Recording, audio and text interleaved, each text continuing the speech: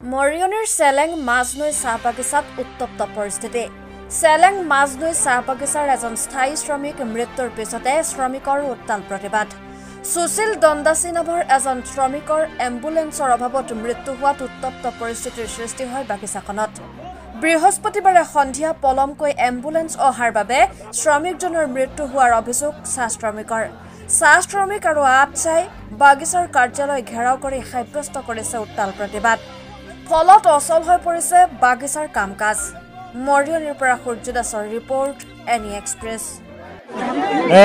পোনপ্ৰথমে আমাৰ সাংবাদিকসকল আপোনালোকক অশেষ ধন্যবাদ জ্ঞাপন কৰিছোঁ আজি ইয়ালৈ অহাৰ কাৰণে।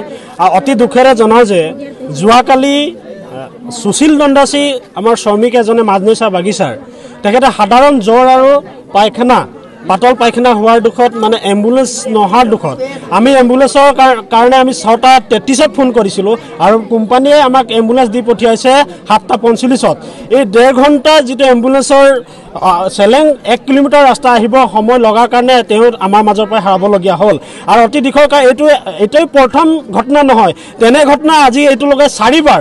আজি চুটু মাজি বুলি আমাৰ মাজৰে তেখেতৰ এই এম্বুলেন্সৰ দুখতে মৃত্যুবৰণ কৰিবলগীয়া হৈছিল আৰু লাষ্টত তেখেতৰ ডেড বডিটো আমি ৰিক্সাত আনিবলগীয়া হৈছিল। অতি দুখেৰে এই কোম্পানী আৰু এই মেনেজমেণ্টৰ গাফিলতিৰ কাৰণে আমি তেনেকৈ পৰিস্থিতি আমি ভুগিবলগীয়া হৈছে।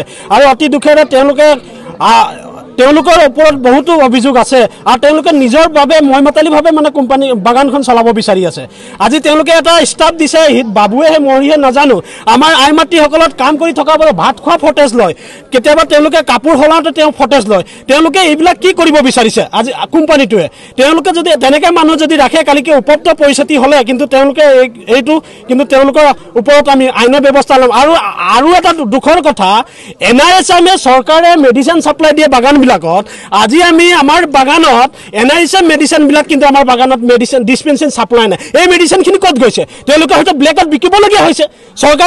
চৰকাৰে আমাক সুবিধা যি NRSM ডিপাৰ্টমেণ্টে যি মেডিচিন দিব লাগে আমি জনামতে সৰহভাৱে মেডিচিন ছাপ্লাই দি আছে, কিন্তু মেডিচিনবিলাক ক'ত গৈছে সেইটো ৰহস্যজনক কথা।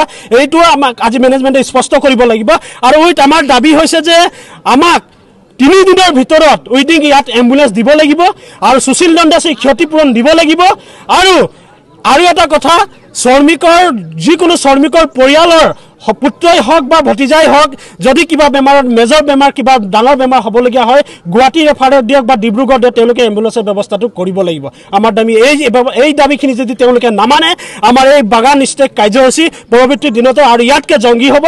ইয়াতকৈ যদি ভয়ানক পৰিস্থিতি হ'বলগীয়া হয় তেতিয়া মেনেজমেণ্ট কৰ্তৃপক্ষৰ দাবী হ'ব। আৰু NRSM মেডিচিন ক'ত গৈছে তেওঁলোকে যদি আমাক এই প্ৰুফ দিব নোৱাৰে তেওঁলোকে আমি আইনী ব্যৱস্থা ল'ম। কি কয় ৰাইজ? আমি তেওঁলোকৰ ওপৰত আইনী ব্যৱস্থা ল'ম। এই চৰকাৰে দিয়া আমাক দিয়া মেডিচিন তেওঁলোকে ক'ত বিক্ৰী কৰিছে আমাক সঠিকভাৱে তেওঁলোকে আজি উত্তৰ দিব লাগিব।